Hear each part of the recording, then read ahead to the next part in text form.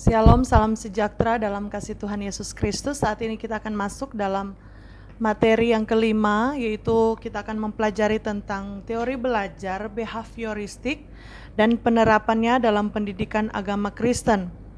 Jadi teori belajar behavioristik itu adalah sebuah teori yang dicetuskan oleh Gardner dan Berliner tentang perubahan tingkah laku sebagai hasil dari pengalaman. Aliran ini menekankan pada terbentuknya perilaku yang nampak sebagai hasil belajar. Jadi teori belajar behavioristik ini lebih menekankan tentang adanya satu perubahan tingkah laku sebagai hasil dari pengalaman. Ada stimulus, ada respon, responnya itu adalah perubahan tingkah laku. Dan perubahan tingkah laku itu harus adalah hasil yang nampak, adalah sesuatu yang nampak, yang bisa dilihat.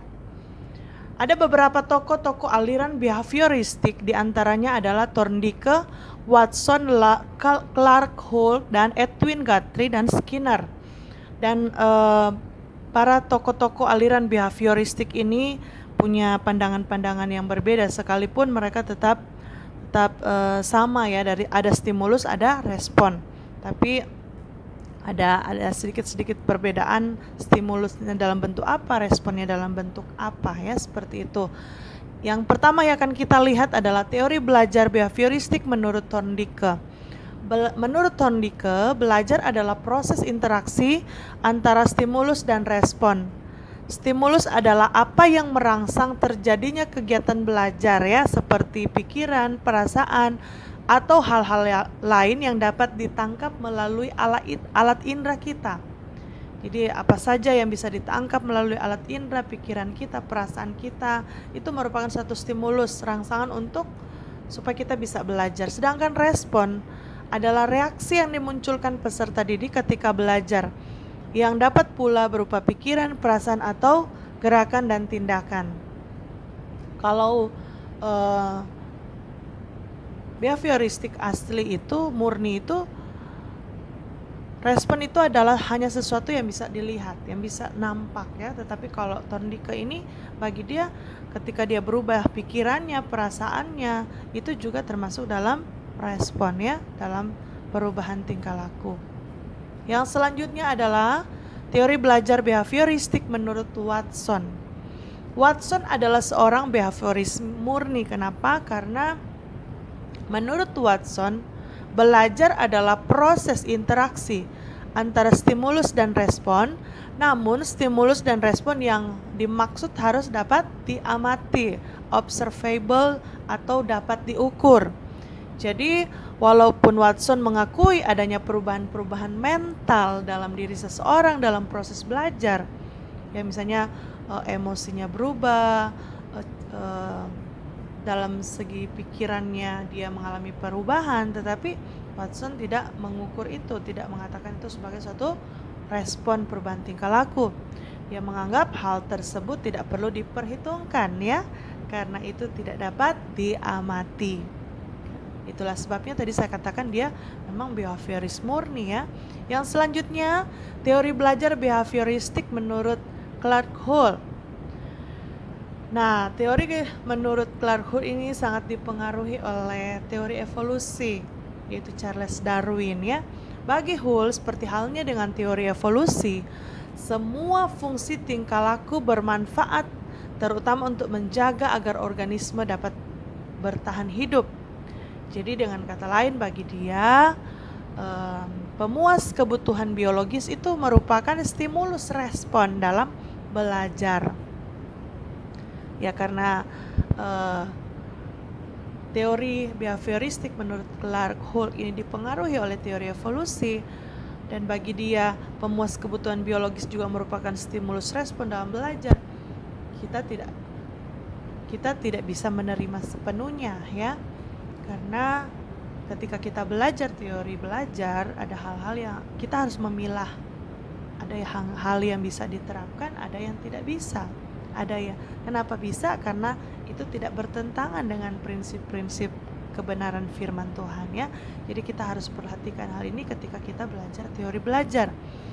Misalnya seperti Clark Hull ini, bagi dia pemuas kebutuhan biologis merupakan satu stimulus untuk supaya dia berespon dalam belajar. Bagaimana dengan orang-orang yang belum menikah misalnya ya, dia harus memuaskan kebutuhan biologisnya baru dia bisa belajar, kan tidak seperti itu. Bahkan memang teorinya dipengaruhi oleh teori evolusi yang bertentangan dengan kebenaran firman itu yang menyatakan bahwa manusia berasal dari kera ya. Dan sebenarnya manusia adalah makhluk ciptaan Tuhan yang sangat mulia. Oke, yang selanjutnya teori belajar behavioristik menurut Edwin Guthrie. Menurut Guthrie, hubungan antara stimulus dan respon itu bersifat sementara. Oleh karena dalam kegiatan belajar peserta didik perlu sesering mungkin diberi stimulus agar hubungan stimulus dan respon bersifat lebih kuat dan menetap. Jadi menurut Guthrie, stimulus dan respon itu bersifat sementara. Oleh karena itu pendidik harus terus menstimulus kepada peserta didiknya agar supaya dia terus bisa berespon dengan baik gitu ya. Jadi dengan stimulus yang terus menerus, respon itu bisa bersifat lebih kuat dan menetap. Ini yang menurut Edwin Guthrie ya. Namun dalam hal ini kan kalau misalnya terus menerus kita menstimulus peserta didik kita, ya mungkin ini akan sangat terbatas ya, karena mungkin kita akan kehilangan ide. Atau misalnya kalau seperti yang disampaikan oleh Guthrie, dia percaya bahwa hukuman, punishment memegang peranan penting dalam proses belajar mengajar. Kan nggak mungkin seseorang itu akan dihukum dulu baru belajar gitu ya. Kita hukum dia, kita kasih konsekuensi dia kepadanya supaya dia terus belajar. Nah, karena Guthrie ini juga percaya bahwa hukuman itu memegang peranan penting dalam proses belajar. Hukuman yang diberikan pada saat yang tepat menurut dia itu akan mampu katanya mengubah tingkah laku seseorang. Jadi orang-orang itu harus dihukum baru bisa berespon terhadap belajar. Ya, kadangkala ini yang banyak diterapkan di sekolah ya. Ketika anak-anak tidak mengerjakan PR itu pasti dihukum ya. Namun menurut Guthrie itu penghukumannya sesuai dengan tingkat ya, tingkat usia, sesuai dengan situasi yang terjadi. Kalau misalnya dia tidak buat PR, hukumannya ya nilainya dikurangi ya. Tetapi saya nasihati kepada kita semua bahwa jangan sampai kita memakai tindakan penghukuman secara fisik ya. Misalnya kita pukul anak itu, saya baru belajar tentang perlindungan terhadap anak, itu nggak boleh ya kita memakai kekerasan. Kita tidak boleh memakai hukuman fisik karena itu berbahaya dan itu tidak dibenarkan dan tidak itu akan mengandung risiko yang sangat besar. Oleh karena itu misalnya kita pun harus menerapkan teori Edwin Guthrie ini dalam proses belajar mengajar kita. Boleh, silakan kita pakai kata dalam tanda kutip hukuman, tetapi hukuman yang seperti apa ya, yang wajar-wajar, yang sesuai dengan tingkat usia, sesuai dengan tingkat kesalahan ya. Tapi jangan sampai kita memakai tindakan fisik ya. Walaupun misalnya dia untuk mendisiplinkan dia supaya tidak terlambat datang ke sekolah, misalnya kita kasih pendisiplinan hukuman, misalnya nanti berikut kamu tidak bisa masuk ke mata pelajaran ini ya, bisa saja seperti itu ya, supaya dia berlatih untuk lebih disiplin. Tetapi kalau untuk suruh dia keliling lapangan sampai pingsan kan nggak boleh seperti itu ya. Itu yang menjadi peringatan kita. Kadangkala kita sebagai seorang guru kita terbawa emosi sehingga kita tidak terkontrol lagi dalam memberikan hukuman. Itu yang menjadi masalahnya ya. Kalau bagi saya sih penghukuman ini itu adalah alternatif terakhir ya. Ketika kita sudah berusaha dengan cara yang lain dia tidak berubah ya, untuk kita memberi hukuman tetapi yang bukan kekerasan fisik, misalnya pendisiplinan dengan hal-hal lain, misalnya dia disuruh untuk nyapu, bersihkan kelas sesudah mata pelajaran, silakan saja ya. Kemudian saya mau sampaikan bahwa mungkin di konteks sekolah hal ini bisa saja kita lakukan ya, memberi hukuman dan sebagainya, tetapi untuk konteks gereja saya kira agak kesulitan karena nggak mungkin jemaat kita hukum gitu ya, kita kasih konsekuensi. Atau bisa saja misalnya mereka nggak melayani sudah sampai 3 kali tanpa izin, ya kita bisa kasih hukuman dalam tanda kutip pendisiplinan. Misalnya kita belum kasih jadwal berikut, tapi tidak ada hukuman atau pendisiplinan yang mengarah kepada kekerasan fisik atau hal-hal yang akhirnya membuat mereka sakit hati ya. Karena konteks gereja agak berbeda ya saudara ya.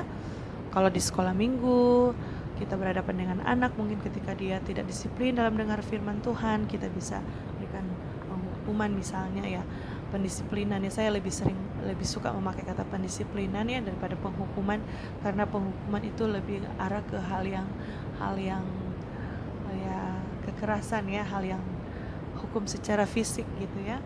Tapi kalau misalnya kita memberikan pendisiplinan, misalnya dia harus diajar supaya bisa mendengar firman Tuhan dengan baik ya, kita tegur, misalnya kita kasih peringatan secara pribadi, kemudian kita kasih tambahan tugas misalnya di rumah, ya bisa saja seperti itu ya. Yang selanjutnya, teori belajar behavioristik menurut Skinner. Memang konsep belajar menurut Skinner lebih unggul ya daripada lainnya karena ia mampu menjelaskan secara sederhana namun lebih komprehensif. Menurut Skinner, stimulus-stimulus yang diberikan akan saling berinteraksi, dan interaksi antara stimulus itu akan mampu mempengaruhi respon yang dihasilkan. Kemudian respon yang diberikan ini memiliki konsekuensi. Konsekuensi inilah nantinya mempengaruhi munculnya perilaku. Jadi program-program pembelajaran seperti teaching machine, pembelajaran berprogram, modul merupakan program pembelajaran yang bisa menerapkan teori belajar yang dikemukakan oleh Skinner. Kemudian Skinner juga menganggap reward. Kalau tadi penghukuman, kalau Skinner itu lebih ke reward ya, hadiah, penghargaan atau reinforcement atau faktor penguat. Itu reward dan reinforcement itu merupakan faktor penting dalam belajar. Dan pada teori ini guru memberi penghargaan, hadiah atau nilai tinggi sehingga anak semakin rajin ya. Saya kira kita semua suka ya kalau diberi hadiah, bukan hanya anak kecil saja. Jadi saya kira untuk menerapkan teori belajar behavioristik menurut Skinner ini sangat disukai oleh peserta didik dan disukai juga oleh guru, supaya mereka juga semangat dalam belajar. Dan ini teori belajar yang banyak diterapkan di Indonesia ya. Kita memberikan hadiah kepada mereka yang sungguh-sungguh, tetapi ya dalam pemberian reward juga kita harus perhatikan bahwa pemberian rewardnya itu harus sesuai dengan kategori usia. Kemudian jangan terus menerus juga, karena jangan sampai dia mau melakukan firman hanya karena kita kasih hadiah. Jangan sampai dia mau belajar hanya karena dapat hadiah. Misalnya seperti murid kita, oh saya mau ngerjain PR karena guru saya akan kasih saya coklat gitu ya. Nah nanti kita guru pun bangkrut deh ya, karena tiap saat kita harus memberikan hadiah. Dan tidak baik juga untuk peserta didik tersebut, nanti dia pikirannya bukan di belajar lagi, semangat belajar karena apa? Karena hadiah ini, karena ada coklat dan sebagainya. Jadi kita perlu memperhatikan hal ini ya, tentang pemberian reward. Saya kira kemudian bentuk pemberian rewardnya itu tidak harus dalam bentuk barang gitu ya, tapi bisa juga dalam bentuk stiker kita kasih kepada anak-anak didik kita. Kemudian kita puji dia ya, ada satu reward, nilai yang tinggi, macam-macam bentuk reward yang bisa kita berikan kepada peserta didik kita agar supaya mereka terpacu untuk mau terus belajar dan akhirnya menghasilkan perubahan tingkah laku. Nah jadi berdasarkan teori yang disampaikan oleh beberapa ahli di atas yang menganut paham atau teori belajar behavioristik. Belajar menurut teori behavioristik itu adalah seseorang dianggap telah belajar jika ia dapat menunjukkan perubahan perilaku. Dalam belajar yang penting ialah input yang berupa stimulus, kemudian output yang berupa respon. Namun respon ini yang harus kita ingat dalam teori behavioristik adalah respon ini harus bisa diukur dan diamati. Kaum behavioris hanya melihat pada peristiwa-peristiwa eksternal. Pikiran dan perasaan orang tidak menarik mereka, ya. Mereka tidak memperhatikan adanya pengaruh pikiran atau perasaan yang mempertemukan unsur-unsur yang diamati itu. Jadi memang teori behavioristik ini mengabaikannya hal-hal yang tidak bisa kelihatan, yang tidak bisa diukur. Perubahan-perubahan pikiran, hati, perasaan itu tidak diukur atau tidak menjadi fokus dari teori behavioristik ini. Yang pasti kalau kita ingat teori behavioristik, kita ingat ada stimulus, ada respon. Dan responnya itu adalah respon yang bisa diamati, kira-kira bahasa sederhananya seperti itu.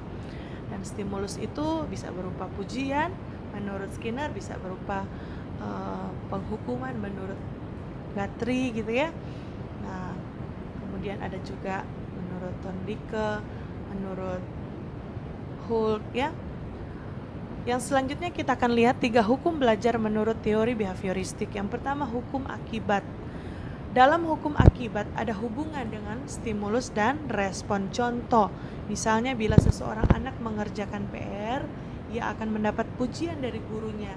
Sebaliknya bila dia tidak mengerjakan PR, ia akan dihukum misalnya dengan memberikan tambahan tugas lagi atau nilai yang dikurangi ya, seperti itu. Jadi ada hukum akibat. Yang kedua, ada hukum kesiapan. Dalam hukum ini, kesiapan fisiologi sangat diperlukan untuk kelancaran proses belajar. Bila peserta didik siap untuk belajar, maka akan memperoleh perubahan tingkah laku. Makanya harus ada yang namanya stimulus, yang akhirnya membuat mereka siap. Misalnya kita umumkan kepada mereka, anak-anak ya, kalau tadi menurut Skinner ya, anak-anak, kita ada kuis. Siapa yang menang kuis minggu depan, dia akan mendapat hadiah alat tulis gitu ya. Pasti semua akan semangat belajar, sehingga mereka belajar di rumah, mereka siap untuk belajar, dan akhirnya karena mereka belajar, mereka akan menghasilkan mereka akan mendapat jawabannya dan bisa juara dalam kuis nanti, seperti itu ya. Yang selanjutnya,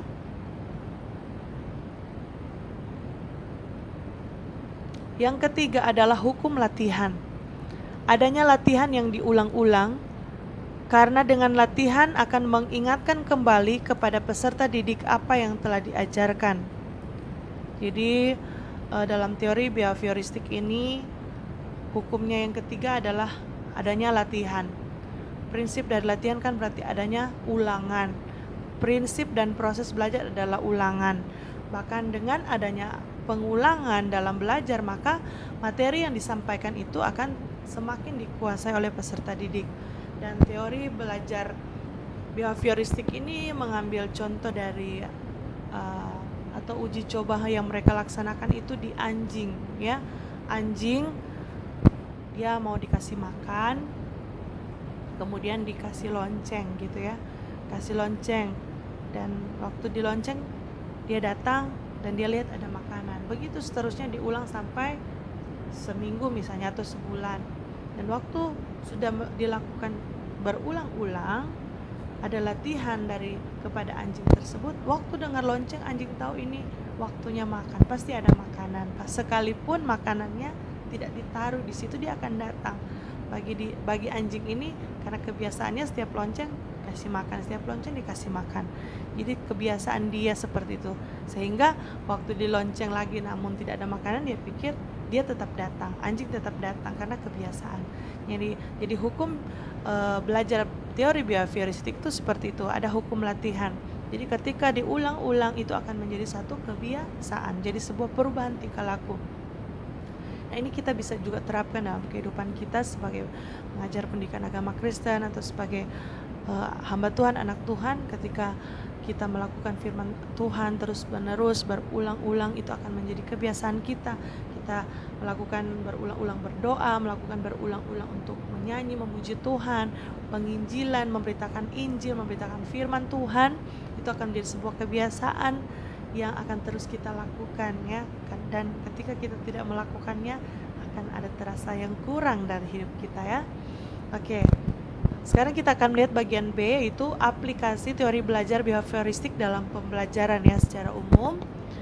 Menurut teori ini, pembelajar, orang yang belajar dianggap sebagai objek pasif ya, yang selalu membutuhkan motivasi dan penguatan dari pendidik. Oleh karena itu, para pendidik mengembangkan kurikulum yang terstruktur dengan menggunakan standar-standar tertentu dalam proses pembelajaran yang harus dicapai oleh para pembelajar.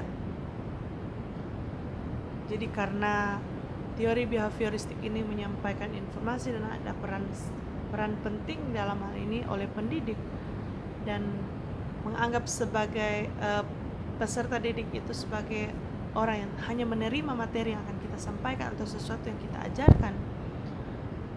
Oleh karena itu kita perlu untuk menyusun sebuah standar atau kurikulum yang terstruktur sehingga itu menjadi pedoman bagi peserta didik kita untuk belajar. Dalam proses evaluasi, karena dalam teori behavioristik ini harus bisa diukur, jadi dalam proses evaluasi, dia yang mau diukur itu hanya hal-hal yang nyata dan yang dapat diamati saja. Jadi aplikasi dari teori belajar ini dirasakan kurang memberikan ruang gerak ya, karena kita hanya menyampaikan, kita hanya mengajar, tidak memberikan kebebasan kepada peserta didik kita untuk berkreasi, bereksperimentasi, dan mengembangkan kemampuannya sendiri.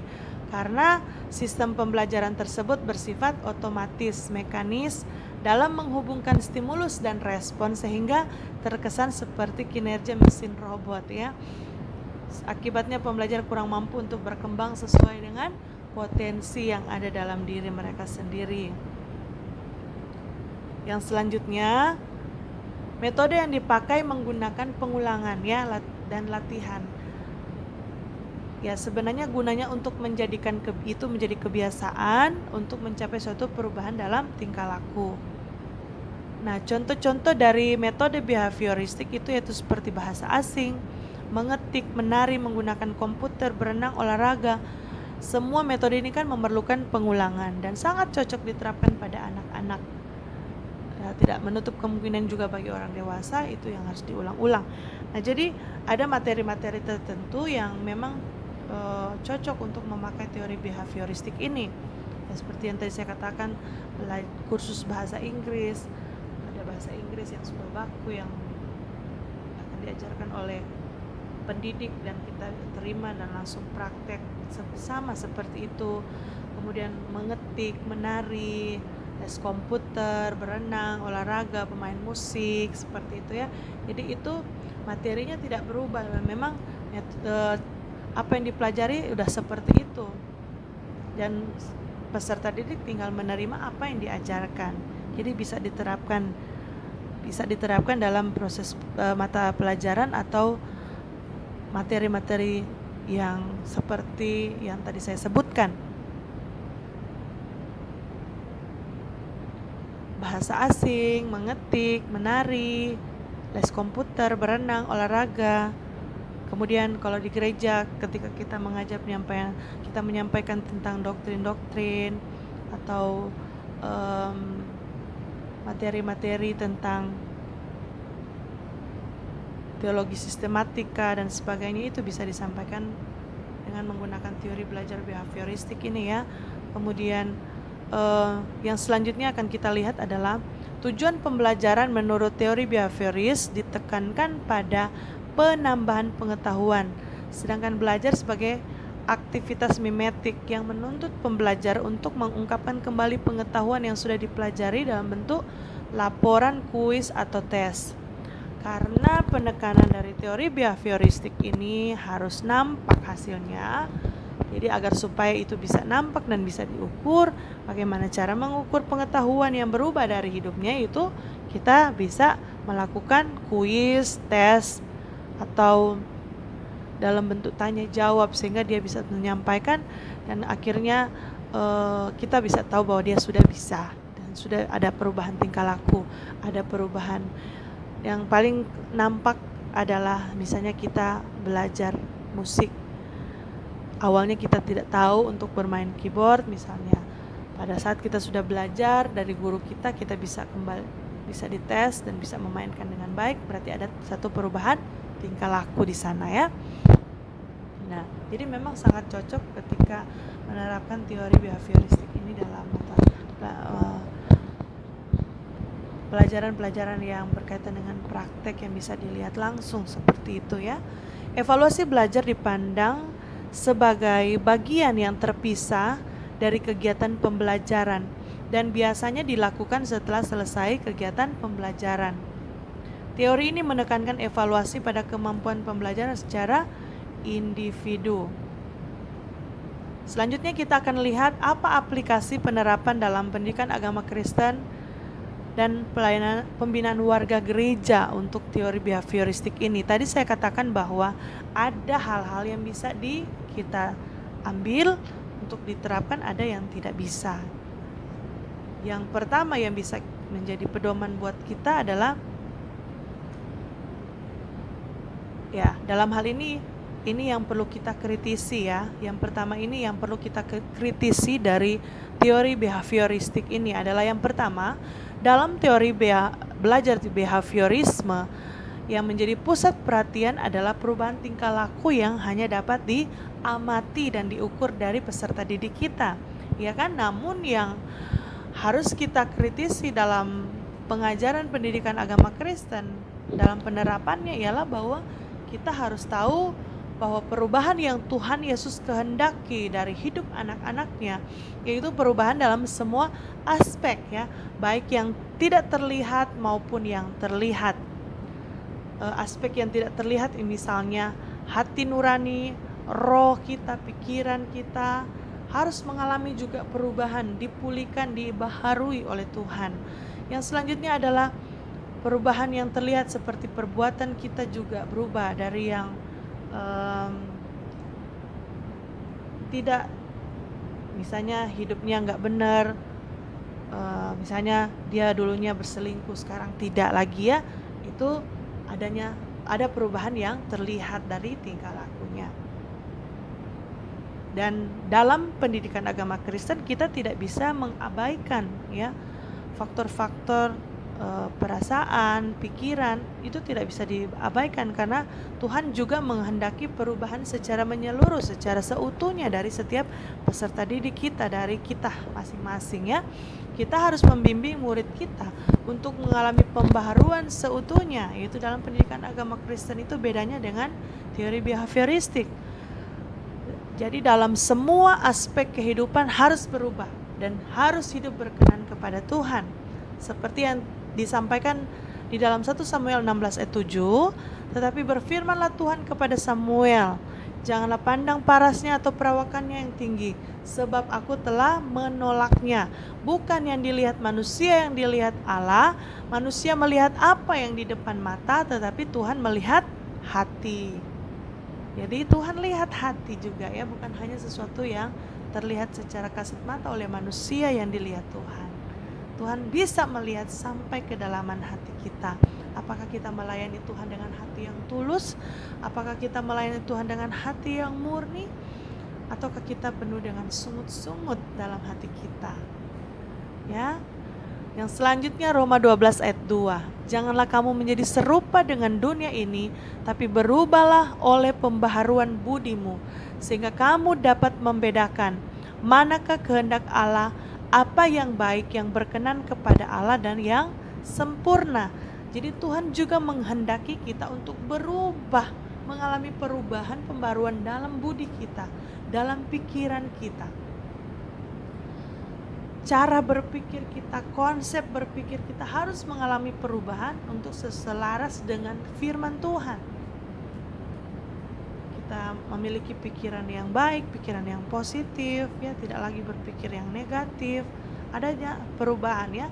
Jadi sebelum kita belajar firman Tuhan, sebelum anak didik kita belajar firman Tuhan, yang tadinya mereka penuh dengan amarah di hatinya, perasaannya, itu pada akhirnya dia juga berubah, dia penuh kasih dan sangat mengasihi orang lain.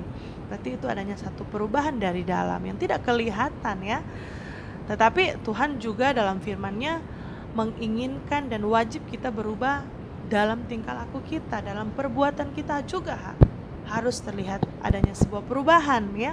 Efesus 4 ayat 11 sampai 13, untuk memperlengkapi orang-orang kudus bagi pekerjaan pelayanan, bagi pembangunan tubuh Kristus, sampai kita semua telah mencapai kesatuan iman dan pengetahuan yang benar tentang anak Allah, kedewasaan penuh dan tingkat pertumbuhan yang sesuai dengan kepenuhan Kristus.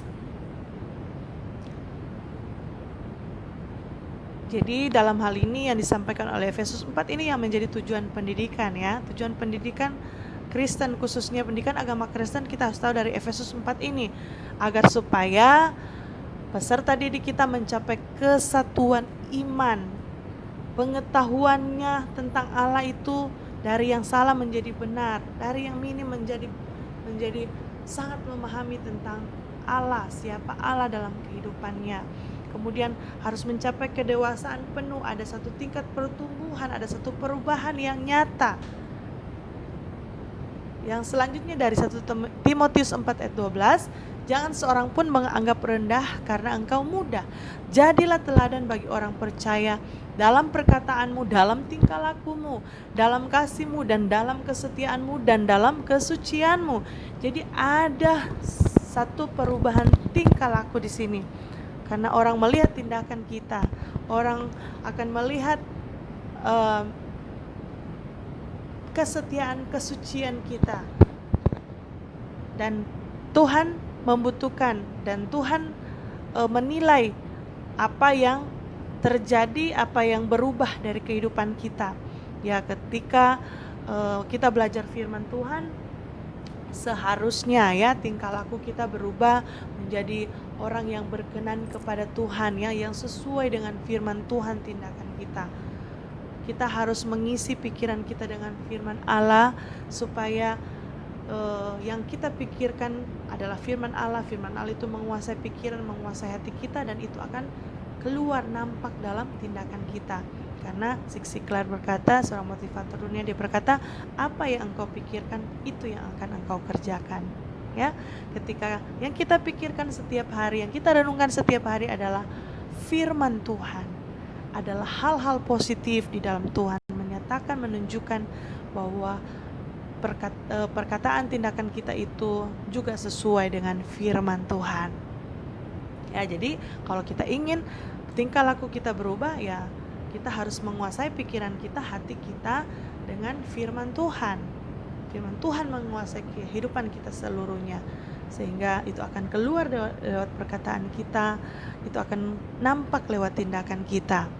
Jadi dalam pengajaran pendidikan agama Kristen, kita harus mencapai tujuan, yaitu membimbing murid kita mengalami perubahan hidup menjadi lebih baik, menjadi dewasa, dan terus bertumbuh di dalam Tuhan. Yang selanjutnya, yang kedua, teori behavioristik ini memang sangat merajai di Indonesia. Maksudnya sangat banyak sekolah-sekolah yang menerapkan teori behavioristik ini. Contohnya, maksudnya banyak kurikulum pembelajaran atau proses belajar mengajar di kelas yang terjadi itu adalah guru hanya menyampaikan informasi kepada anak-anak, menerima dengan pasif, seperti itu, ya. Karena teori behavioristik ini ciri khasnya seperti itu. Jadi banyak yang dari guru punya peran penting dalam hal ini. Anak sebagai orang yang pasif, yang menerima apa yang disampaikan, apa yang dinyatakan oleh, apa yang diajarkan oleh guru kita.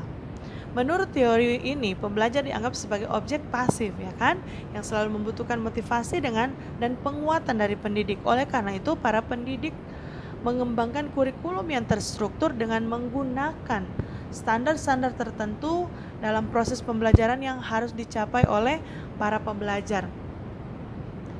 Ya, Memang dalam hal ini seperti yang tadi saya katakan bahwa kita bisa saja menggunakan teori belajar behavioristik ini dalam konteks pendidikan agama Kristen, misalnya dalam pembuatan materi yang baku, misalnya yang tadi saya kasih contoh, misalnya anggaran dasar rumah tangga gereja, anggaran dasar rumah tangga organisasi, kemudian membuat liturgi, kan itu semua sudah baku dan hanya kita tinggal ajarkan kepada peserta didik atau jemaat kita dan mereka melakukan sama persis yang kita ajarkan gitu ya. Kemudian misalnya soal-soal doktrin kebenaran firman Tuhan yang akan disampaikan kepada jemaat, pengajaran-pengajaran yang mengajarkan hal-hal yang sudah tidak bisa diubah kembali, tidak bisa diubah lagi seperti doktrin dan sebagainya, itu bisa kita pakai dalam teori behavioristik ini ya. Kemudian misalnya ketika kita belajar mengajar mereka tentang main musik, belajar yang praktek misalnya, itu bisa kita gunakan pakai teori belajar behavioristik ya. Jadi murid itu hanya langsung menerima apa yang diajarkan, itu maksudnya gitu ya. Kita perlu membuat kurikulum yang tersusun dengan rapi dan detail sesuai dengan konsep dasar teori behavioristik. Tetapi dalam penerapannya, saudara, dalam hal ini kita harus ingat bahwa kita harus memberikan keleluasan kepada Roh Kudus untuk berkarya dan mengajar. Seperti yang dinyatakan dalam Yohanes 14 ayat 26, tetapi penghibur yaitu Roh Kudus yang akan diutus oleh Bapa dalam namaku, dialah yang akan mengajarkan segala sesuatu kepadamu dan akan mengingatkan kamu akan semua yang telah kukatakan kepadamu.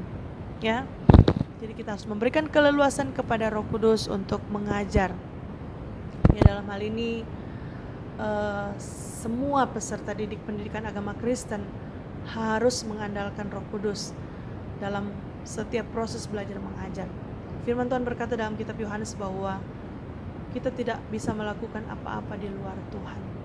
Di luar aku, kamu tidak dapat berbuat apa-apa. Kita juga tidak bisa mengubah peserta didik kita secara sepenuhnya, secara menyeluruh, kalau bukan karena peranan Roh Kudus yang mengubahkan kehidupan mereka melalui proses belajar mengajar yang kita lakukan kepada mereka. Karena hanya Roh Kuduslah yang sanggup menyentuh dan membangkitkan roh mereka sehingga mereka berespon terhadap kebenaran-kebenaran firman Tuhan yang kita sampaikan. Dan saya percaya seperti dalam kitab Roma 1:16 berkata, Injil itu adalah kekuatan Allah yang menyelamatkan. Jadi ketika kita menyampaikan firman dengan kekuatan Roh Kudus, dengan hikmat Roh Kudus bekerja di dalam hidup mereka, dalam hati mereka, dalam pikiran mereka, dalam roh mereka, sehingga itu merupakan satu stimulus yang luar biasa sehingga mereka berubah. Mereka berespon dengan berubah. Dari pikiran mereka, hati mereka dipulihkan, pikiran mereka mengalami pembaruan, konsep berpikir mereka mengalami pembaruan, dan akhirnya mereka bisa kelihatan berubah dalam perilaku mereka. Mereka akan hidup sesuai dengan kebenaran firman Tuhan. Karena itulah yang akan mau kita capai dalam pendidikan agama Kristen. Mereka akan dibawa menjadi serupa dengan Kristus. Akan ada suatu perubahan tingkah laku, bukan hanya perubahan ke arah yang positif, tapi yang paling penting adalah perubahan yang mengarahkan kita, peserta didik kita, untuk menjadi seperti yang Tuhan Yesus rindukan, seperti menjadi serupa dengan Yesus seperti yang disampaikan dalam firman-Nya. Jadi ini sangat-sangat butuh sekali peranan Roh Kudus di dalam kehidupan setiap pengajar maupun peserta didik yang kita layani. Saya percaya bahwa akan ada satu perubahan yang luar biasa yang terjadi dalam setiap peserta didik kita kalau kita mengandalkan Roh Kudus, firman Tuhan yang sanggup mengubahkan kehidupan mereka.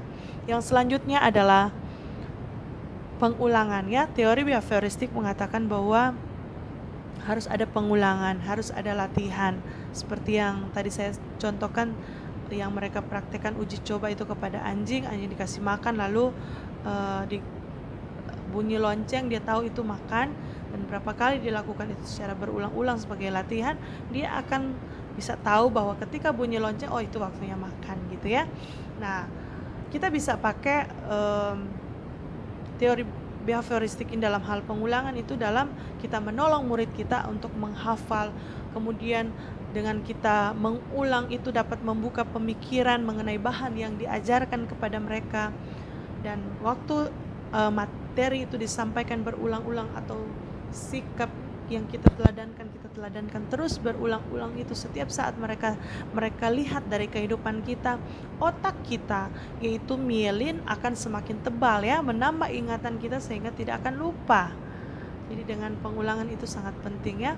Makanya apa yang disampaikan oleh Tuhan kepada bangsa Israel dalam Ulangan 6 ayat 7, haruslah engkau mengajarkannya berulang-ulang kepada anak-anakmu dan membicarakannya apabila engkau duduk di rumahmu, apabila engkau sedang dalam perjalanan, apabila engkau berbaring, dan apabila engkau bangun. Jadi harus diajar berulang-ulang. Nah, prinsip ini juga yang bisa kita terapkan dalam pendidikan agama Kristen ya, yang disampaikan oleh teori behavioristik.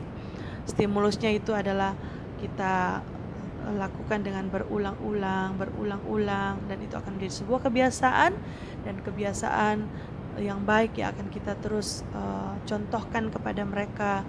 Kebiasaan untuk membaca firman, kebiasaan untuk menghafal ayat, kebiasaan untuk berdoa, memuji Tuhan, untuk beribadah, itu kita akan terus ulang-ulang kepada anak didik kita atau peserta didik kita atau jemaat kita, sehingga itu menjadi satu kebiasaan, dan itu akhirnya mereka bisa ada perubahan dalam tingkah laku mereka ya, yang tadinya mereka tidak biasa berdoa jadi terbiasa berdoa, yang tadinya mereka jarang melakukan firman Tuhan karena kita selalu mendorong mereka untuk melakukan firman, dan kita memberi tugas kepada mereka untuk praktek di rumah selalu berulang-ulang kali. Itu akan menjadi gaya hidup mereka, jadi kebiasaan mereka untuk selalu melakukan firman Tuhan. Ya, puji Tuhan, ini materi yang bisa disampaikan yang berkenaan dengan teori behavioristik ya. Kalau kita ingat teori behavioristik, kita ingat ada stimulus, ada respon, dan responnya itu harus kelihatan. Tetapi bagaimana kita mengkaji, mengkritisi teori behavioristik ini dalam penerapannya ke PAK ya. Jadi ada beberapa hal penting yang bisa kita terapkan berkenaan dengan teori behavioristik ini dalam proses pembelajaran pendidikan agama Kristen, baik di konteks sekolah maupun di gereja atau di rumah ya. Yang saya ulang, yang pertama adalah kita harus tahu bahwa bukan hanya satu hal yang berubah dari hidup kita, tetapi harus perubahan secara menyeluruh ya, yang tidak kelihatan maupun kelihatan juga itu harus berubah, karena Tuhan menilai sampai kedalaman hati kita. Tuhan menilai apa yang ada dalam pikiran kita, bukan hanya apa yang bisa dilihat secara mata ya, seperti yang dikatakan oleh teori behavioristik. Nah, selanjutnya adalah silakan memakai teori behavioristik ketika kita menyampaikan doktrin-doktrin atau liturgi gereja, kemudian